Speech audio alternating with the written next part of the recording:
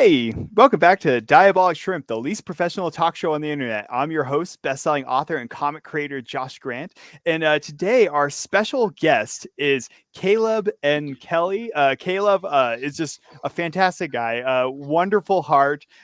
Wrote a really awesome fantasy series, Camelot's Reckoning. We're going to dive all into that tonight.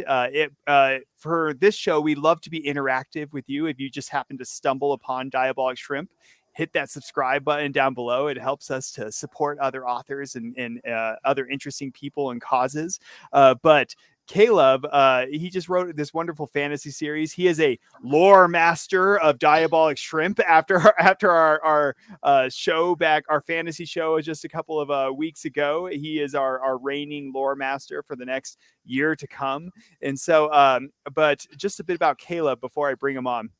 Caleb N. Kelly is the author of the Primus Viperus saga in Silence of the Gods. I'm excited to ask about that one.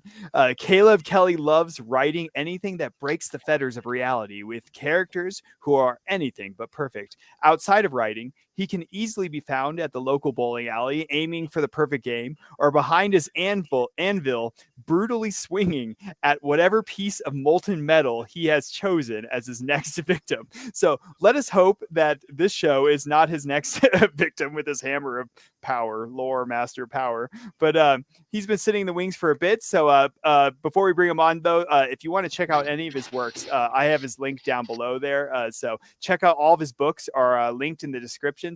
But let's go ahead and bring him on before he breaks anything with his hammer. Caleb, welcome to Diabolic Shrimp. Hey, Josh. Thanks for having me on. It is so great to have you back on Diabolic Shrimp once again. Reigning lore master. I was telling Caleb before we brought everyone else on. Down below here was a bag of Skittles last time I accidentally offered to the lore master, but I made sure to eat them before Caleb got on here. So sorry, Caleb. I didn't. I ate all your Skittles. So don't kill me with your hammer. That's okay. I had steak for dinner, so I'm good. Oh, well, that's even better. So it's great to have you back on. I always think a great way to introduce people on the show is show and tell. So did you bring us anything for show and tell? Yeah, I did actually. So to start out, I brought my quill pen, and it's nice. kind of a weird show and tell thing. But the reason it's significant to me, when I first started writing, I told everybody I wanted to sign my books with a quill pen, and it's a legitimate quill pen. It's my inkwell and everything. And the reason it was so important to me was because the very first book I ever wrote, before I decided to go indie, I wrote it, and it was inspired by a quill pen. It's actually it's a weapon that's used in the book.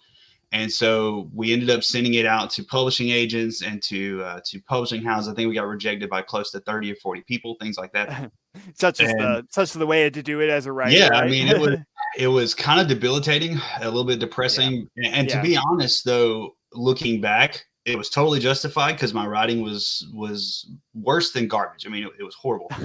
And that's the other mark of a writer. Like you get rejected, and then you call your own work garbage. It was probably amazing, and you call it garbage. Yeah, no, I promise you it wasn't. I promise you it was not.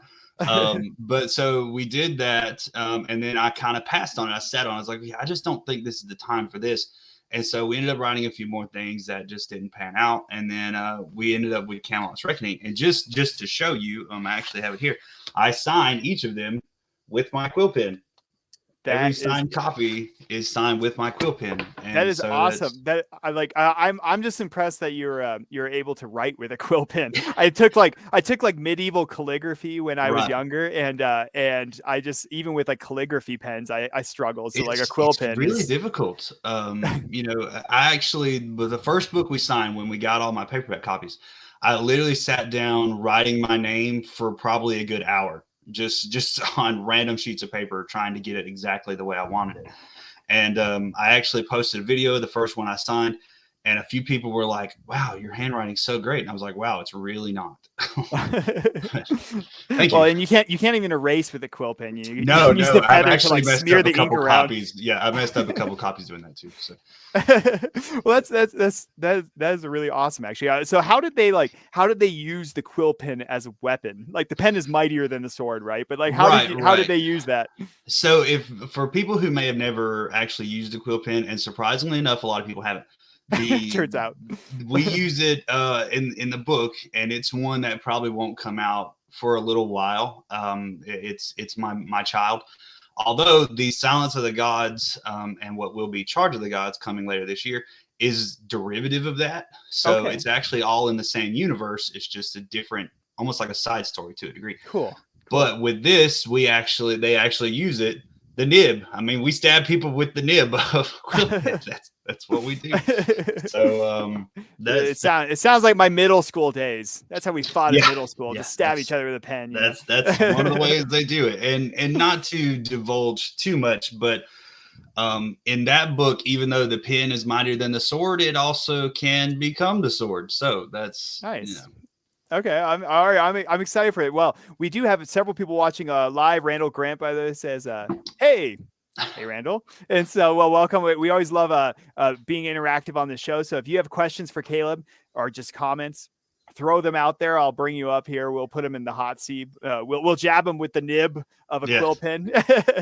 So, well, Caleb, let's dive in. Let's get to know you a bit better before we dive into we're going to talk a lot about Camelot's Reckoning is a book I've read from Caleb. It's a fantastic book. And so we're going to talk all about that. I reviewed it. Check it out if you haven't before. We'll talk about Silence of the Gods. I'm actually really excited to hear about this other series, and so we'll talk all about that. But let's get to you first, and we start with the most important question. You love to bowl. Yeah. Have you ever achieved like my life's entire mission and gotten a turkey before? Because So actually very recently, I went bowling and got my highest score, which is currently a 274 is my highest score. I actually struck all the way through to the 10th frame and messed up on the first ball in the 10th frame and ended up with that. So, and then couldn't convert the spare. So it was quite depressing. But a turkey's actually I bowled this morning. I bowled 5 games this morning. I bowled 6 games yesterday night. Caleb's just bowling right now. You're just like, hey, that's what you can't see right now is I'm actually bowling currently. Actually, my stuff is actually in the house and sitting over there. But I constantly, anytime I go bowling, I carry 4 bowling balls with me. They each have a separate purpose. I am deeply invested in this sport. I think I've been bowling close to 15 years, I think is what it is. And so we actually have a tournament that I'm going to here in a few weeks. I bowl in a state tournament every year. I bowl league nights every Tuesday. So you are putting me to shame. I was like, I'm excited when I get about 20 pins, So for like the whole game, not even like. So. Yeah, my current average. I've been in a slump lately, actually, and I'm actually being delivered one of my bowling balls right now. But yeah, that's actually just because my helper's waiting in the wings, but. My current Caleb over here. I appreciate. Yeah, Caleb is super humble, by the way. This man is like, oh, my writing is garbage. Writes an entire series. And now he's like, oh, I've been in a slump and I only made strikes like every other frame or whatever. Yeah, but I've been in a horrible slump lately. I'm just now getting out of it, and so my average has dropped significantly. And my dad, who's the captain of my team, he's like, I'm going to replace you, right? I was like, okay, yeah. Getting benched, more time to write, I guess. And so just give him the nib with the quill pen. And so I know let's jump to your other hobby, right? From writing and bowling. Apparently, bowling's not even a hobby for you. You can go professional. No, it sounds like. So I can't go professional, but I do enjoy. If you say so. Anyone who gets above 20 pins in a game for me is professional. And so you apparently pulverize metal with a hammer, which is the coolest thing I think I've ever heard anyone on this show tell me. And so tell us a bit about that. Tell us about blacksmithing. Right. So blacksmithing's kind of blown up here lately. You've probably seen Forged. I don't think that's what you want to hear when you're in a forge. True, it's blowing up. But, Forged in Fire came out, I don't remember how many years ago now, but when it came out, the blacksmithing world exploded. And actually, I was one of them who kind of got caught in the crossfire of it. And so I got into it and was originally going to make knives and found out that wasn't a great use of time and things like that. So then I got into blacksmithing. And my uncle is actually a blacksmith too. So we kind of went back and forth on things like that and ended up buying my anvil and I built my own forge. And you built your own forge. Yeah, it did. That's incredible. they have what's called a it's called a box of dirt, and so honestly that's what it is. It's a box with dirt in it, and it's got your airflow, and you use coke, not coal. Coke is actually a coal byproduct, Yeah. but and it just become really therapeutic. And I ended up creating a lot of stuff with it. I actually sold a few things. Actually, I've got something here. I ended up creating my wife a hairpin, and so that's actually the pin that goes along with the bracket itself. And actually, it was kind of cool when I made this. I did some research on them, and if you go back in history when those were really popular, there were warnings that went out to men, like written warnings, because women were stabbing men with the hairpins. They'd pull it out of their hair, and it was kept really sharp. Now, this one's obviously it's blunt, but they were kept really sharp for self-protection tools. And so men were getting stabbed, and so they were sending out warnings to men. They were like, women are using these as weapons. I'm over here like, why is this a bad thing? I mean, if we're protecting ourselves from aggravated assault, I mean, stab them deep. What's no point in not doing that? But I've currently kind of moved away from the blacksmithing aspect because I really liked making the smaller things like jewelry and stuff like that. And so I've actually moved to making stuff more like this. So it's kind of hard to see. That's cool. It's got a tiger pattern on it. It's actually what they call mokumegane, and it's a forged copper and nickel Damascus, and it actually makes like a copper tiger pattern with the nickel. And that's what I'm actually going to be moving to more recently. It's really, really pretty.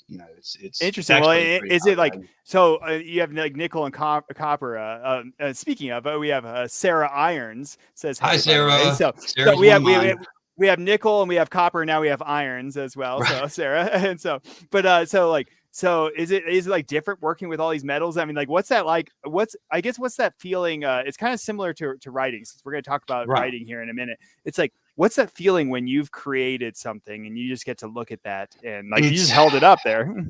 It's actually kind of one of the most rewarding things. There's something that kind of is primal about when you're working with metal, and that when you start working with a lot of the other blacksmiths will tell you to use clay to start out with, because clay moves a lot like hardened like steel when it gets up to temperature. So interesting. And I made some, depending on the carbon that's in the steel, it can be harder or easier to do. I've worked with mild steel a lot, which had hardly no carbon at all.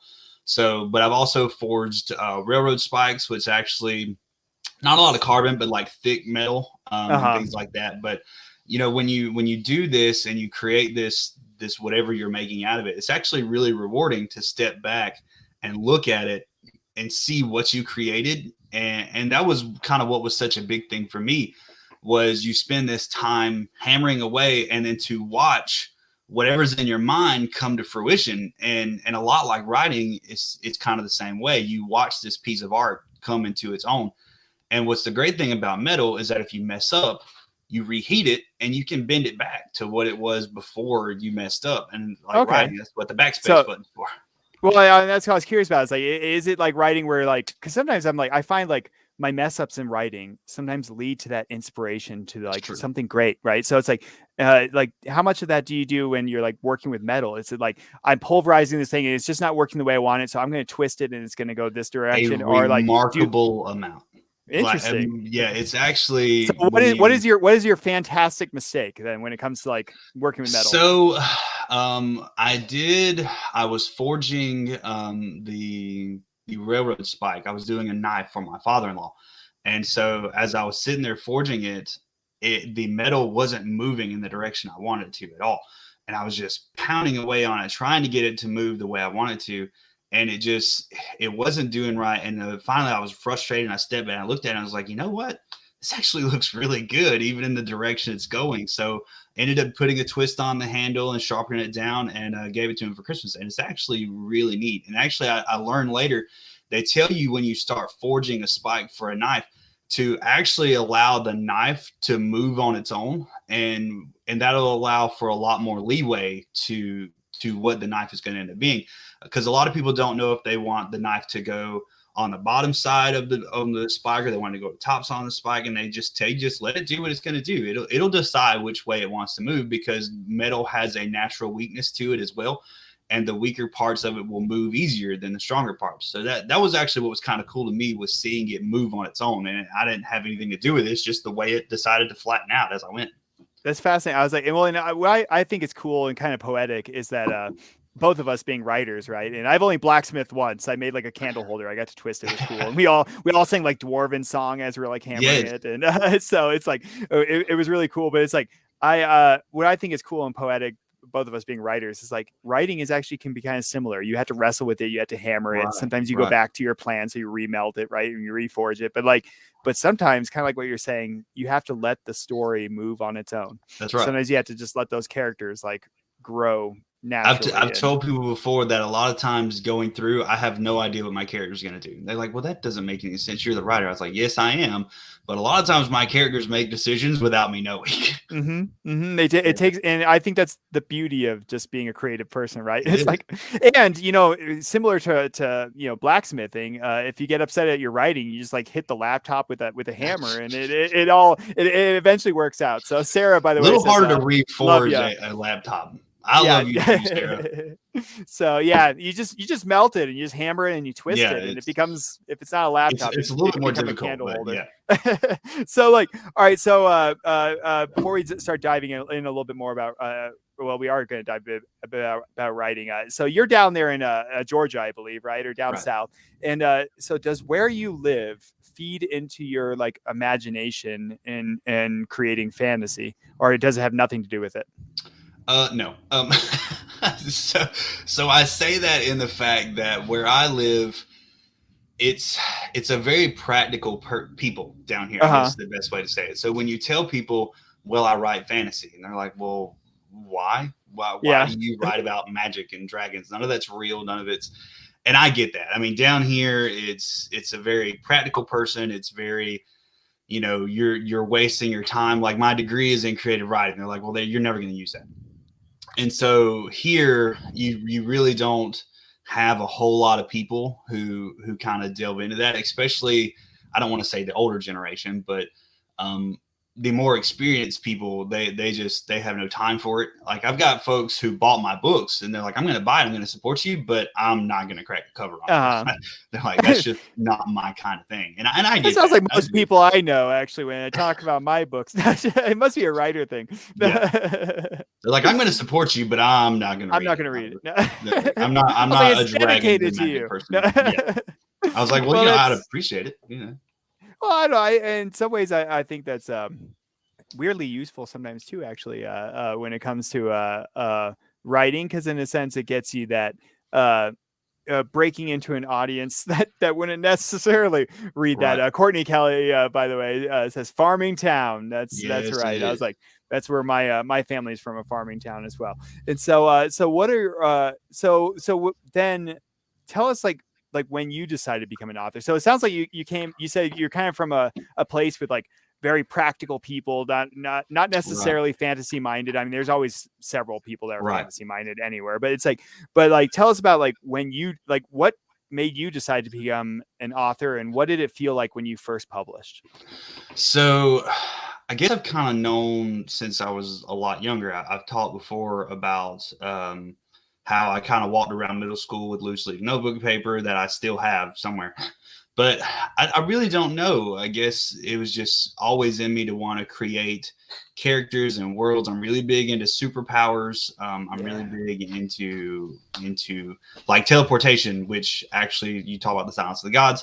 That's the superpower that I kind of chose to really bring in and emphasize. So it was just always in me to want to create these worlds and these characters that allowed me to get away from real life. Like I've said before, I'm quoted, I write fantasy to break the fetters of reality because real life sucks. I mean, that's just the bottom line of it. So I wanted to make worlds and that's a Caleb Kelly quote right there. Patented. Real life sucks. Real life sucks. I mean, it just does. That's so I just really wanted to create these places and these people that I could escape to, and being able to do that has allowed other people to escape miraculously. I didn't know it would actually go as well as it has gone so far. But and that's and the thing about publishing, that was actually the biggest part of my life. Like I sat there, I was ready to hit the publish button on Amazon. And I stared at the mouse. I was like, dude, am I ready for this? Do I really want to do this? And it literally took me a few minutes of convincing myself, you can do this. You're ready for this. This one click was so intimidating. And when I hit it, I mean, I like celebrated. I was just so relieved. So, I mean, a lot of stress come off of me because it took me, I think, about a year to do Camelot's Reckoning, because I was back and forth with different projects. I was like, is this the one I want to settle on? Is this want to be the big one that I wanted to do? Is this want to be my first one? And so I was just kind of back and forth. And actually, I was going to do a different one that my master's thesis is ended up going to be. Hopefully, it'll be out in a couple of years. But that one was like a second world fantasy. I created the map. I created the religion. I created the races, the flora, the fauna. Like I went in really depth with that one. And then I just decided it wasn't time for that one. So then I focused back on Camelot's Reckoning. And it took me about a year before I finally, went ahead and pulled the trigger on it. So you did all that world building for the other one, or is that stuff you're saving for future, or is like, yes, did it kind of bleed into Camelot's Reckoning? No, it is something totally separate. I'm currently taking my Master's of Fine Arts with Southern New Hampshire University, and the thesis for that degree is a novel, and that's actually going to be the one I do for that, because when you do your thesis, it actually draws the attention of agents and publishing houses because they specifically look at the master's students coming out of that program. And so I plan to use that one because on top of the fact I'm going to have so many eyes on it, like professors and other students and things like that. So with it being as intricate and as detailed as it's going to be, I really wanted to get as many eyes on it as possible. So it'll be my graduation thesis from my master's. Nice. Well, and we'll get like Sarah, by the way, we'll answer this in just a second. We'll put a pin in it. Sarah asked, where did your inspiration come from in writing Camelot's Reckoning? But before we get there, I'm curious, like you said it took about a year to get Camelot's Reckoning out there, right? And it's like, so like kind of what was your feeling when you finally had that like published copy? And then what was your feeling like? You said it was kind of intimidating, right? Like trying to get that first click. And it is, it's like, it can be like, as a writer, sometimes we can get trapped in our own head sometimes. And if we have a lot of like new writers that watch this show. So it's like, it's easy to get trapped in your own head, right? Imposter syndrome. Yes. And it's like, it's kind of like that fear. It's like fear of failure, but sometimes it's also a fear of success. So I'm curious from you, like going from your first book to now writing like the next one, like what was that process like? Like, how did you jump from book one to book two? Because I actually found it more intimidating to write my second book in a series than to write my first book. I was like, oh, this was successful. Now it was like a constant. The first one I was just having fun. Like, what's this world like? The second one, I was like, I had to be true to the characters. Where are they going? What are the audience going to feel about them? So I'm curious from you, like, how did you kind of deal with some of that? So terrifying is the word that I think comes to mind, because when you're writing your first one, no one has a clue what these characters are, who they are, what they're like. Nobody has any idea. So then when you go into the next one, you've got to, like you said, you got to be true to those characters and make sure their personality spans and continues on. And so you've got to do that. And you're also putting them in new situations that they haven't been in because they weren't in those situations with the first book. So how are they going to react to these new situations and make sure those new situations show them the way they're supposed to be shown? So maintaining that personality and creating that character arc through the next book was terrifying. I mean, in all reality, because you especially with Camelot's Reckoning, where I switched through, although it's only two points of view, you've also got the sworn ones, which all have their own specific and unique personalities. So as they experience new things and they come across new things, especially in a world that's 50 years in their future for just Roland and Oliver, but for the sworn ones, you're talking about hundreds of years into the future. Mm-hmm. I mean, they're come up in medieval times, so now they're coming. Like one of the lines, I think in Camelot's Reckoning, it might be in the other one, I can't remember right now, but they talk about movies, and one of the swarmers are like, "So what's a movie, and what does it have to do with cows?" And so there's a lot that comes through with these characters, and making sure I stay true to the character as I go forward. The other big kind of thing that as I've switched gears, and I'm currently editing the sequel, which hopefully will be out in March, is I was actually a little scared to go from editing to writing. And I know that sounds weird because I hate editing. I despise editing. And I think a lot of writers do, but for me, I can't stand it. But it just kind of, it was really scary to have to go through and change directions with things, to go from editing to writing, because the editing's already there. The writing's already there. I don't have to work. I won't say I have to work as hard, but it was just more of a free flowing thing, I guess. So it's definitely has its own level of fear when it comes to changing directions like that. Yeah. Well, so I'm curious also, it's like another thing that we as writers, you said it took like like a whole year, right, to get like Camelot's Reckoning. Do you think it's like, do you think it's a good thing to have all this like time in a novel, or do you think like once you get on a novel, you should get it done as quick as you can? Do you think there's like a good span? Because like sometimes I've found when I come back to a series and I'm trying to get like edited or something, and it's been like a year or 2 years I've been working on a project, I'm in a very different place, like Right. mentally from where I started. So like, do you think it's like, do you think that's a benefit, or do you think that's a hindrance? I think it's a double-edged sword. And I say that because in the indie world, a lot of people like to tell you to get out as many books in the series as fast as possible. They do rapid releases and things like that because it's going to hold your reader's attention more. Especially when you deal with traditional publishers who they potentially have year or more between books. I mean, I think George Martin's last book, they've been waiting close to like 5 years on or something. Still waiting, I think. Yeah, they're still waiting. Like... Yeah. So in the indie world, they really kind of emphasize to get as many out as possible. And they even tell you once you finish the first draft, set it aside for a few weeks or potentially a month, and then come back and look at it again.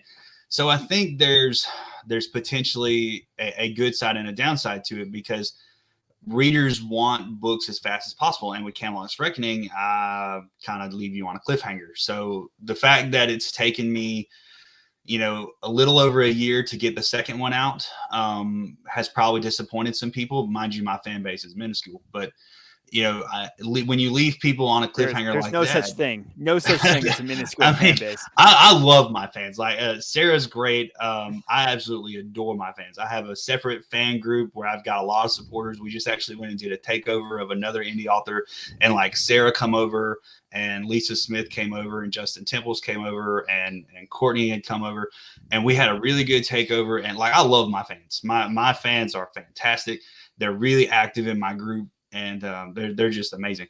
So, I mean, but like I've said before, I think it has a lot to do with being able to interact with them, because they not only love my book, but they love me. So I think that's the beauty, right? It's like it's just such a wonderful way to connect with people. Right. And that's my favorite part, is getting to know new people. And like Sarah, who's here right now, she said, I've been reading for X amount of years, and you're my favorite author. So it's just one of those things that I've fallen in love with, because I'm a people person. I love talking. I love interacting. Obviously, I talk a lot. So I just love interacting with it. Yeah. And Courtney Kelly says, we prefer quality over quantity and rushing. Agree with you. Sarah says, smiley face and heart. Yeah. So Sarah's helping me out, by the way. We're fighting spammers in the live chat. Little punks keep trying. I'm getting them every time, so don't worry. And so this is the first time I've ever had spammers. I feel kind of proud, actually. Yay! Made it on the map here. That's right. I'm good enough to spam by this point. And so all right, so let's get into Camelot's Reckoning. This is we're talking about it, and so I'm just going to start with the first lines of your book, and then we're going to dive all into Camelot's Reckoning. But let's talk about all your books too, because it sounds like you have Eden coming up, which you're going to finally follow up on that cliffhanger. Oh yes, hold it up, definitely. And so So this is from Camelot's Reckoning, the first book in a series now, about to be a series. So the moist ground beneath his knees provided a nice cushion as Oliver carefully raked each mound of dirt away from the excavation site. With each shovelful of the dark silt, he hoped he would finally uncover something that would make his lifelong dream a reality.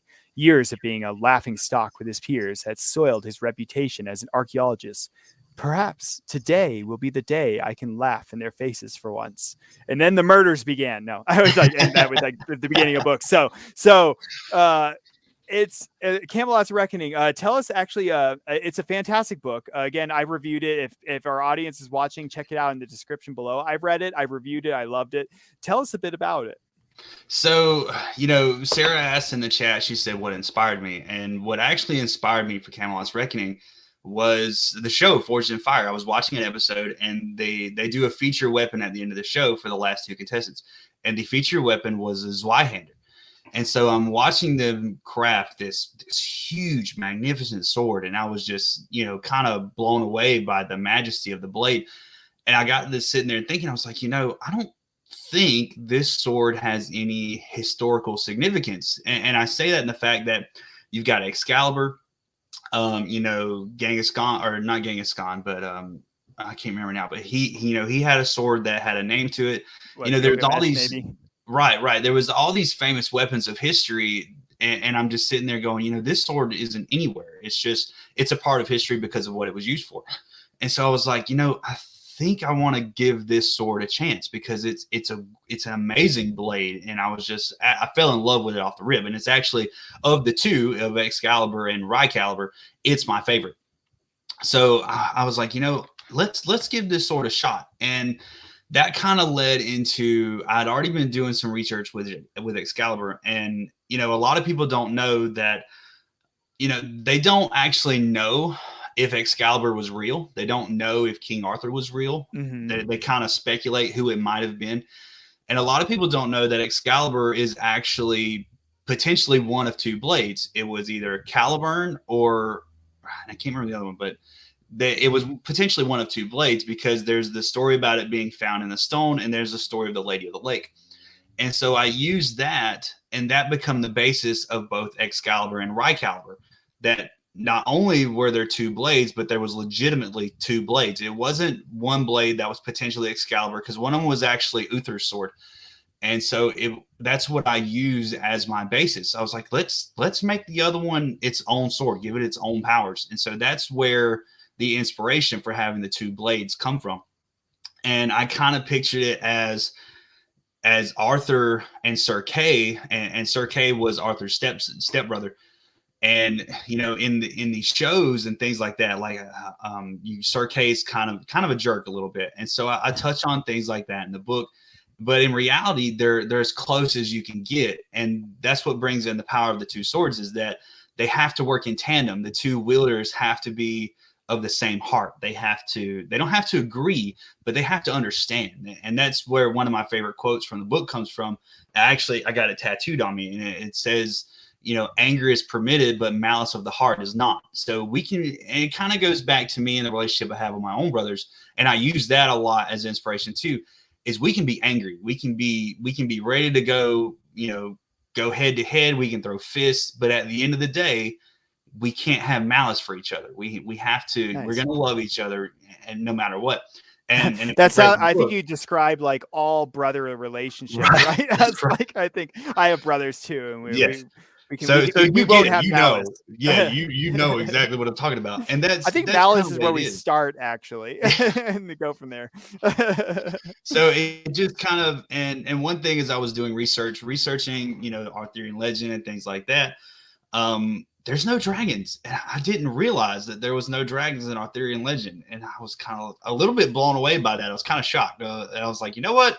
Let's give them dragons. Why not? We'll give them dragons. You have to have a dragon. It's that's right. Any fantasy. I'll give them dragons, So, and it just kind of went from there. And I really, everything just kind of walked on its own as I went. I didn't really have plans for the sworn ones. I didn't really have plans like Garrison, who's the magician who was sealed in the body of a white-tailed eagle. they just kind of become on their own. I really didn't plan for a lot of it. It was literally just the Zweihander give the Zweihander its own story, and everything just blossomed at that point on. I really can't remember how it all come to fruition, to be honest. Yeah, well, it's a fantastic. I enjoyed it. Sarah here is shouting you out, by the way. I'm now 57, been reading since 5 or 6, and Caleb is by far my favorite author. That's kind. Thanks, Sarah.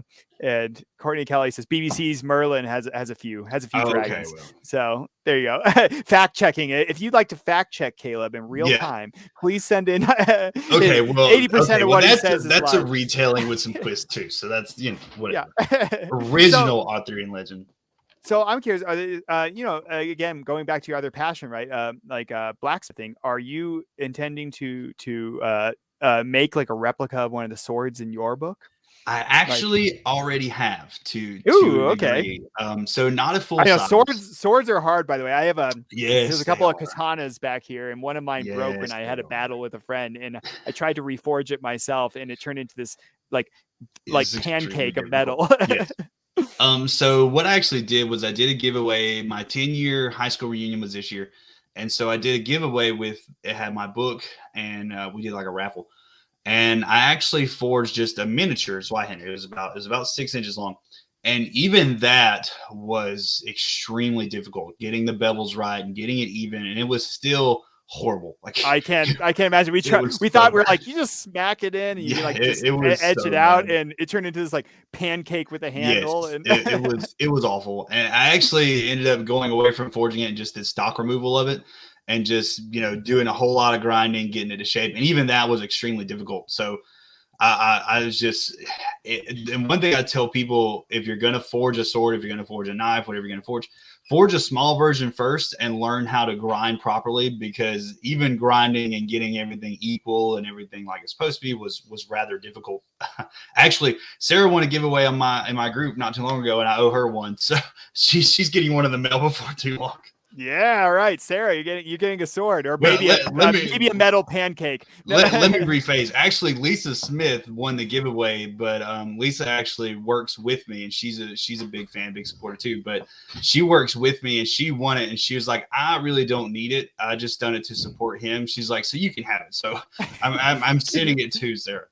Can you imagine Morgan Le Fay like throws a sword there at King Arthur, and he's like, I can't really use this. Yeah, whatever. Give it to somebody else. That's okay. All right, so in Camelot Reckoning, you have these great main characters, these brothers, and so you kind of touched on this a little bit about your brothers. Like, was that the main inspiration for them, or did you have any other inspirations for them? Definitely. Me and my younger brother are really close. He lives right down the road from me. We spend a lot of time together. Actually, I bowled with him last night. Nice. And so the way him and I, and the way my older brother, he actually lives about an hour and a half away. The way we kind of jab and quip at each other was really my inspiration for the way the two brothers do. There's actually a scene when they first get to Camelot, and he tells them about the thing between blood and all that. And I can't remember the line exactly, but he's like, I'll gladly sacrifice you if it means I don't have to do this, because I think he was talking about big spiders or something like that, and Garrison being the shape-shifting size. He was like, yeah, blood don't matter. I'll sacrifice you if it means I get away. And that's the way me and my brothers are. We have that relationship too.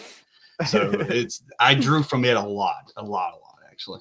Yeah, I was like typical siblings. So I'll just sacrifice you to the spider. And so all right, so like, what was the decision to like set the book in our world and then kind of transfer it to the other world? Like, was that like a conscious one? Like you planned that, or was it like just something that just like kind of came about as you were writing? Again, it's just one of those things that just come on its own. I really don't remember planning it. Again, it's been a while now, but I don't remember planning all that. I don't remember how it all come to be. It just happened. It just unfolded. I wanted to give this sword its proper light. And as I went, things started coming out, and I really don't have an explanation for it. It's kind of odd thinking back, because I kind of feel like I'm letting people down, not being able to give the backstory on this. No, it's like, it's okay. That's like 80% of mine. I'm just like, I don't know. I don't know how I got there. Like I said, they walked on their own. The characters did their own thing. I have no idea. Well, and I just think it's cool. Like, so what is, I guess, like, I guess your approach then to world building in a way. Like I think you're great at world building, and you said you created this whole other world where you had Yeah. all the religions, and Yeah. it's not out yet. But like, so what's your approach, or do you have like certain rules per series? Like I tend to like my horror books, I have this guy character, this lady character, and like I go back and forth between them, and it's basically Mhm. kind of like a strategy game of like how Right. do I get them across the town to Right. where they go, and go back and forth and move the story. And that's my rule. My fantasy one is like everybody's a main character. Like, how do I tell a story where every Right. single thing is like, it's this crazy world that started building itself? So I'm curious for you, like, what's your approach to world building and just character building? So, with Camelot's Reckoning, I knew I was going to have it was my first one dealing with dual point of views of the brothers. And so I knew as it was actually the first book that I actually plotted. I used to be a really bad pantser, and the problem with that was I would get to a spot and get stuck and not know what just to for do. our audience, for anyone that's not initiated in the writing world, when I first got into writing world and I saw that like pantser, I was like, you know, I'm used to like middle school, like, you know, like pantser, you like pull a person's pants out. Yep. I'm like, yeah, it's like, no, pantser is flying by the seat of your pants, just so Right. everyone knows. Right. And I was really bad at that. I It's a was family always show, Caleb. No, I'm just That's joking. yes. Go ahead. My apologies. My apologies. G-rated. But you know, I used to tell people a lot of times my fingers do the storytelling because they just go. And I didn't know a lot of times where the story was going. That's why I talk about how my characters make decisions on their own, and they still do. But it was the first one I outlined chapter by chapter and kind of knew what direction I was going to go in. So I basically had where I was going to start, where I was going to finish, and it was like, how do I get from there to there? And how do I progress with both the brothers? And how do I make sure I incorporate the Arthurian legend and bring in the lore enough and things like that? And so what I ended up kind of figuring out was I went back when I was doing my bachelor's degree.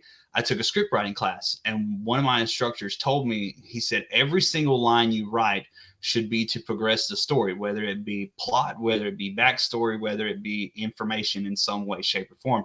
So it was just a matter of getting from point A to point Z and crossing to get there. And I knew I didn't have a certain like where I was going to go Oliver Roland, Oliver Roland.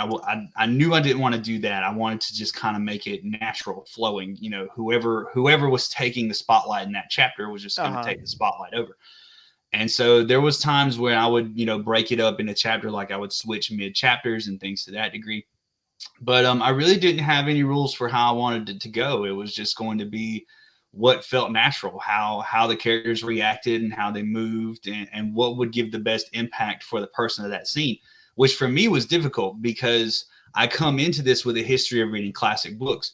And so when you read classics, a lot of them, like Count of Monte Cristo is my favorite book of all time. Oh, I love Count of Monte Cristo. We're connecting incredible. on that.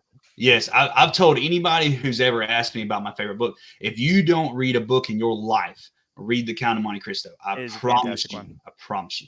And so, but the problem with all the classics is they write in a very movie-esque style, where the camera is like in the corner of the room. You can see what everybody is doing, and it divulges all the information. Mm-hmm. So when I first started writing, that's how I wrote. And readers don't like that anymore. They want to be personal. They want to be integrated into the character. So it was a different type of writing that I had to learn how to do. And I still struggle with it. Like my characters still, like Harry Potter is known for having great characters. I am still working on getting my characters down, knowing when to put in the emotion, knowing when to where to put it in, you know, things like that. So I'm kind of again, you can tell that Caleb is a writer. He has written a fantastic novel, and he says he's still struggling to figure out where to put the emotion in him. Okay, Caleb. So, well, all right. So if like, let's say, all right, so you looking at kind of different medias, right? I mean, that's kind of different genre, I guess, classic. But like, if someone came to you and said, "Hey, this book needs to be in another media form, only one, like only on one other media form," like, which would you choose? Whether it's like movies or comics or video games, what would you say is a good fit for if you had to change Camelot's Reckoning into another media form? Just one. Netflix series. Oh, right. Okay. So already got it down. Netflix. If Oh you yeah, want yeah. to. Like we binged The Witcher when the second season come out, Nice. I haven't seen the and second season yet, so no spoilers. no. Ooh, By the way, it's fantastic. Courtney Kelly says anime. That would be actually really Uh, interesting. it So would be good as an anime too, and you can have an anime that's a Netflix series. I'm good with yeah, that. if it's an anime though, I would feel like it would. I'm not sure like what because anime is all over the place with genres. I'm not Right. sure what genre it would fit in because it's like Camelot's Reckoning like has a lot of that like humor and action stuff. I wouldn't Yep, call it like sometimes I think anime is like really over the top, and I'm not necessarily sure if exactly. that fits Camelot's Reckoning so well. But I think like there is types of anime though. I think it would actually fit really well into Courtney. I was like I can actually see that. So. But what were you saying? Okay, so why like kind of a Witcher-esque?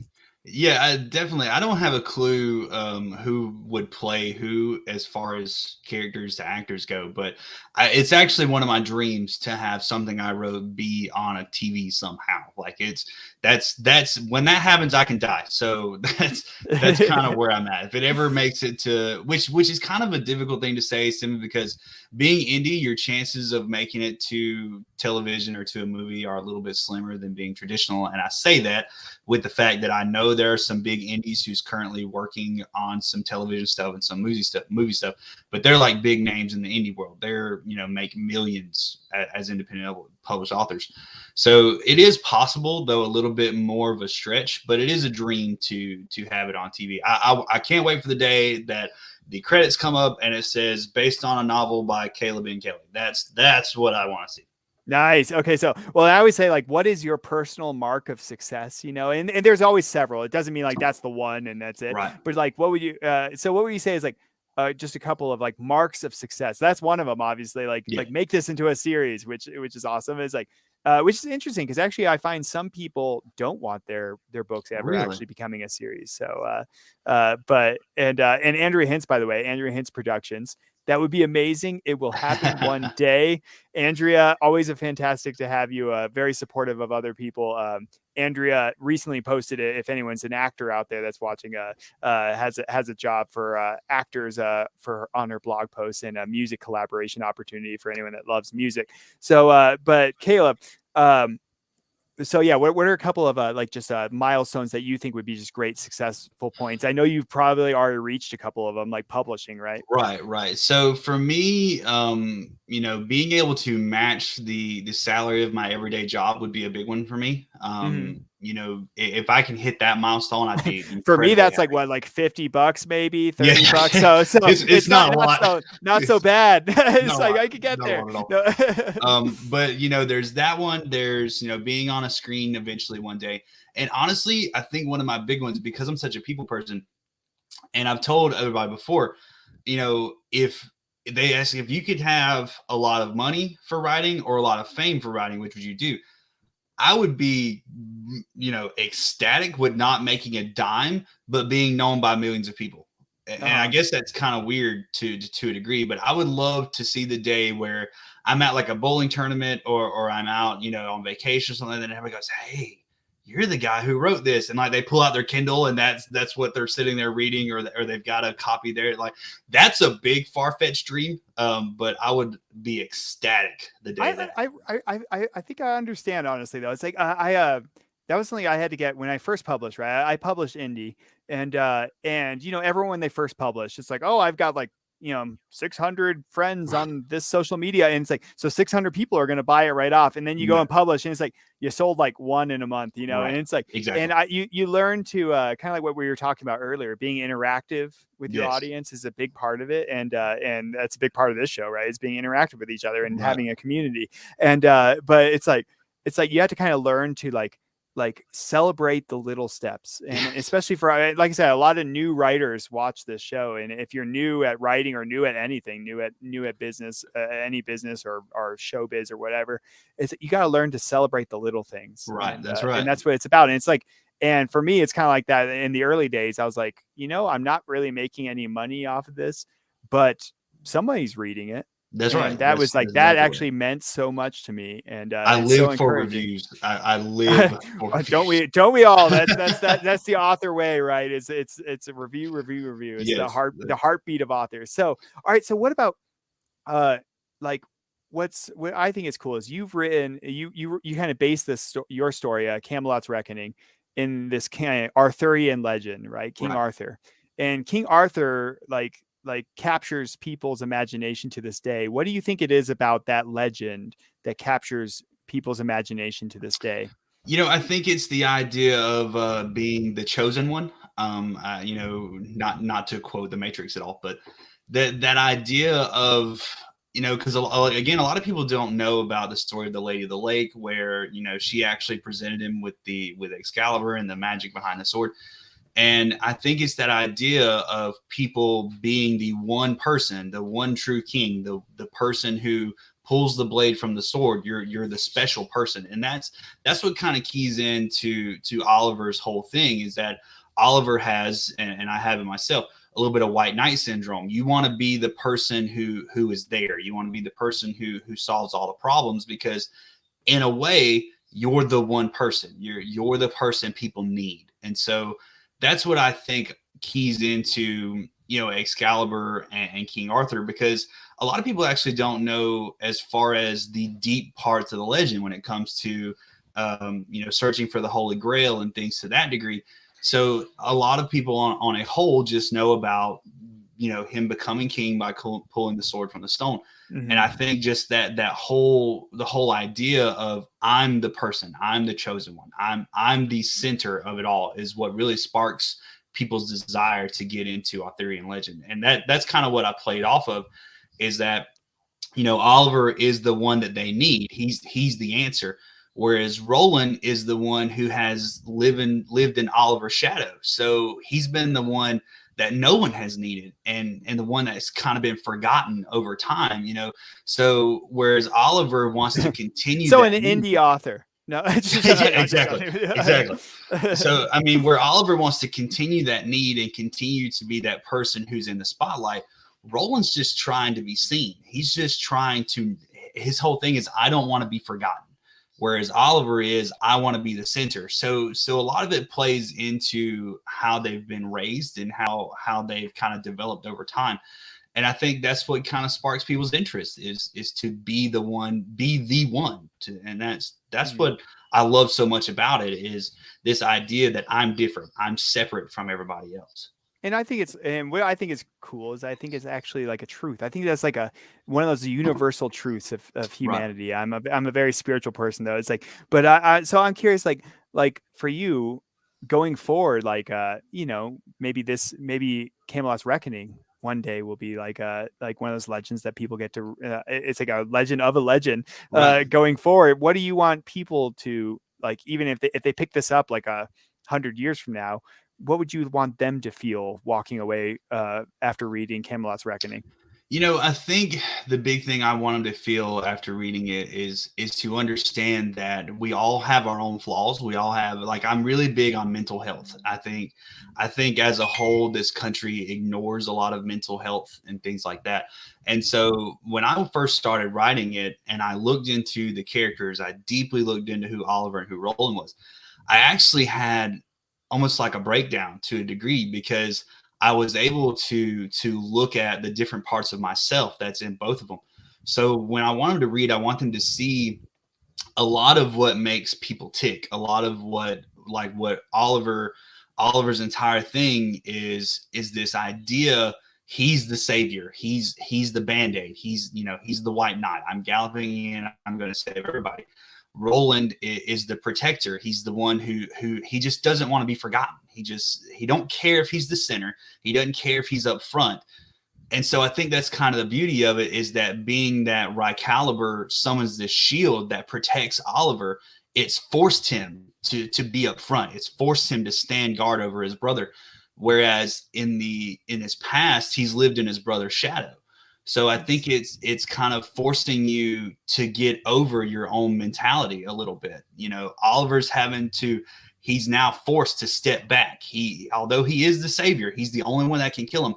He's forced to step back and let somebody else who never wanted to be in the front to be in the front. And, and Oliver Roland stands guard, whereas Oliver has to step back and wait for his brother to say, okay, you can go now. I've protected you.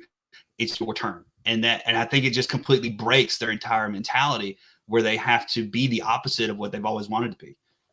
Nice. Well, and we've forced Caleb here to be up front, right, and be out here and be on a show in the hot seat. Andrea Hens again. Love how dynamic the personalities are. I think she's talking about Caleb and I here. We're very dynamic people. Thank you, Andrea. And so, but Camelot's Reckoning again. If you haven't had a chance to read it, Andrea actually said that really well. Dynamic personalities, but and I love that interaction actually with those brothers. Kind of what we were talking about earlier. Unfortunately, like we are running low on time. Time flies when you're having fun. And so I was like, we're not going to be able to get to reading a segment of it, but I do want to get to just you, Caleb. Again, fantastic writer. For those of you in our audience, Caleb is a man with a great heart. And so Caleb, how can I put Caleb's books down in the description, but Caleb, how else can we support you as an author? I'm on Facebook. I have an author page there. I have a personal page there, and I actually have a fan group. It's called the Iron Scribe Legion, and I think you can search it. And actually, Iron Scribe Legion. Just that's actually my publishing mark is that little bitty. I don't know if you can see it, the quill pen right there and the anvil, yes, which we got to see earlier. Yes, that's right. So, but that's my group. I'm really active there. I try to post a few times a week there, because my fans there are fantastic. I'm on Instagram, although I'm just on Instagram, so there's not a lot of posts there, and I'm on TikTok, but again, there's not a whole lot there. I'm still getting used to the newer platforms. Yeah, Facebook. I discovered Instagram the other day, actually. Yeah, I was kind of the same way, and I was like, what do people really want to know about? Like, do you really want to know this much about me? And I post a lot. Like, I get like the folks at work, like Lisa, who's my supervisor. She's like, you realize how much you post? I'm like, yes, I know, but it's just part of it, because people don't fall in love with stories as much as they fall in love with authors. Like, a famous author could put out something that's totally garbage, but they'll flock to buy it because of the name that's on it. So I want people that's my tactic. It's not working yet, but I keep putting out garbage. It's not. No, and I just want them to love me as much as they love the book. So I'll gladly interact with you. I do have a fear that when my group grows to thousands, I won't be able to interact as personally with everybody as I do now. I've gotten close to Sarah, and I've gotten close to a lot of people, and I've talked to a lot of them about their personal lives. And, if I get up to 1,000, I'm just not going to have that ability. And it actually might affect me a little bit, because I really do enjoy just interacting with people on a whole. It'll change. It changes. I think it changes the interaction just a bit, but right. I understand like that kind of fear of losing that personal touch sometimes. Oh, yeah, definitely. So, yeah, you truly are the face of your brand. And it's a pretty face, I think. So Caleb, our lore master, Caleb, I'm sad that we ran out of time. I wanted to dive more into Camelot's Reckoning. I wanted to dive more into Silence of the Gods, but there's just never enough time on the show. But I'm open anytime you want to have me.